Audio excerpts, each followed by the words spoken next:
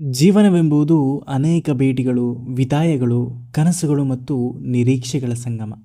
ಕೆಲವೊಮ್ಮೆ ನಾವು ಪಡೆದ ಸಂತೋಷಕ್ಕಿಂತ ಕಳೆದುಕೊಂಡ ಅವಕಾಶಗಳೇ ಹೆಚ್ಚು ನೆನಪಾಗುತ್ತವೆ.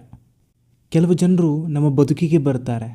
ಅವರ ಜೊತೆ ಕಳೆಯುವ ಕ್ಷಣಗಳು ಸಾಮಾನ್ಯವಾಗಿದ್ದರೂ ಅವರು ದೂರವಾದಾಗ ಅವು ಅಮೂಲ್ಯ ನೆನಪುಗಳಾಗಿ ಉಳಿದು ಹೋಗುತ್ತವೆ. ಅವರ ಜೊತೆ ಹೇಳದೆ ಉಳಿದ ಕೆಲವು ಮಾತುಗಳು, ಕೇಳದೆ ಬಿಟ್ಟ ಪ್ರಶ್ನೆಗಳು, ವ್ಯಕ್ತಪಡಿಸದೆ ಹೋದ ಭಾವನೆಗಳು ಮನಸ್ಸಿನ ಯಾವುದೋ ಮೂಲೆಯಲ್ಲಿ ಸದಾ ಜೀವಂತವಾಗಿರುತ್ತದೆ.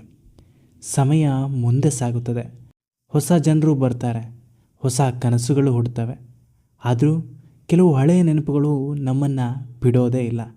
ಏಕೆಂದರೆ ಅವು ಕೇವಲ ನೆನಪಲ್ಲ, ಅವು ನಮ್ಮ ಹೃದಯದ ಒಂದು ಭಾಗವಾಗಿರ್ತದೆ. ಕೆಲವೊಮ್ಮೆ ನಾವು ಕಳೆದುಕೊಂಡ ವ್ಯಕ್ತಿಯನ್ನಲ್ಲ, ಅವರ ಜೊತೆ ಕಳೆದ ಕ್ಷಣಗಳನ್ನು ಹುಡುಕುತ್ತಾ ಇರ್ತೇವೆ. ಮತ್ತೆ ಆ ದಿನಗಳು ಮರಳಿ ಬರುವುದಿಲ್ಲ ಎಂಬುದು ಗೊತ್ತಿದ್ದರೂ ಕೂಡ ಮನಸ್ಸು ಮಾತ್ರ ಮತ್ತೆ ಮತ್ತೆ ಅದೇ ನೆನಪುಗಳ ಕಡೆ ಓಡಾಡುತ್ತಿರ್ತಾರೆ. ಜೀವನದಲ್ಲಿ ಎಲ್ಲ ಕಥೆಗಳಿಗೂ ಸುಂದರ ಅಂತ್ಯ ಸಿಗೋದಿಲ್ಲ.